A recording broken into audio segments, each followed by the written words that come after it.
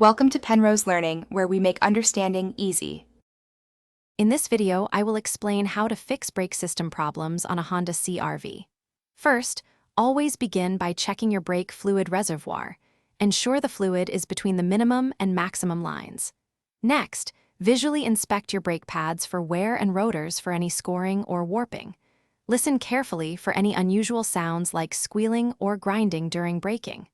Finally, examine all brake lines and hoses for any visible leaks or damage. Many common brake issues can be resolved with straightforward fixes. If your pads are worn down to about 3 millimeters or less, replace them along with any grooved rotors.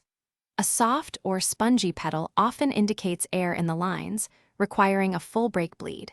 Ensure your caliper slide pins are well lubricated to allow smooth movement.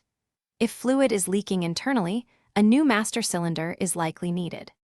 For more complex problems, advanced diagnostics are key. Test your brake booster by pressing the pedal several times with the engine off, then starting it. The pedal should drop slightly. Check your anti-lock braking system wheel speed sensors for accurate readings, as faulty ones can cause issues. Ensure your parking brake cable has proper tension and engages firmly. A sticky caliper can cause uneven wear, so check piston movement. Preventative maintenance is crucial for a reliable brake system. Flush your brake fluid every 2 to 3 years to remove moisture and contaminants, maintaining optimal performance. Make it a habit to inspect all brake components thoroughly during every tire rotation. Always choose high-quality replacement parts for durability and safety.